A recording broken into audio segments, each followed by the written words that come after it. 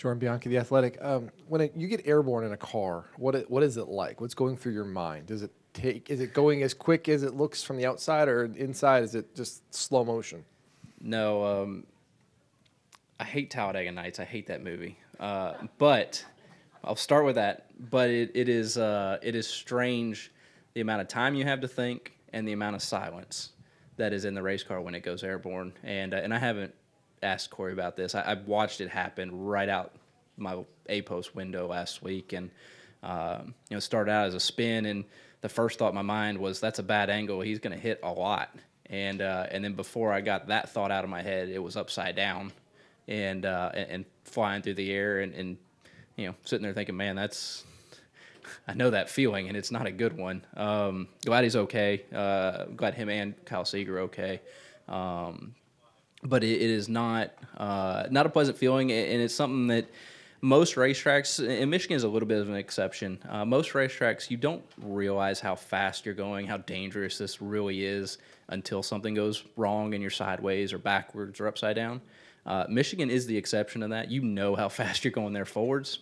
I can't imagine what it feels like backwards, and I know it's not good. So yeah, it's a very strange feeling.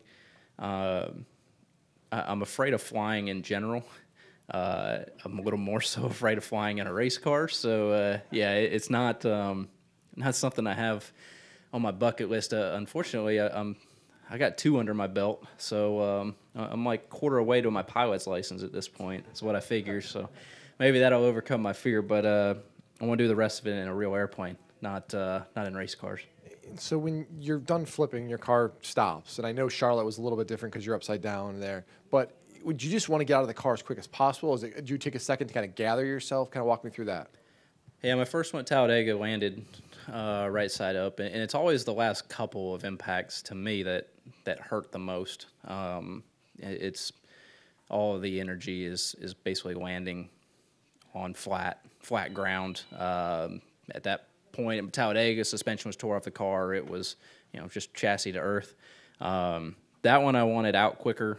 I remember the window net was caught because of the A post, the sheet metal of the old cars was actually wrapped around the buckle, so +1 for the roof hatch. And then our Charlotte one, yeah, I just wanted out of that stupid car at that point. I was so mad, just a bad situation, and sitting there upside down for that long, and I first one to have to be turned back over in the new car, and unfortunately, I was kind of just the learning curve for everybody. So it was not fun.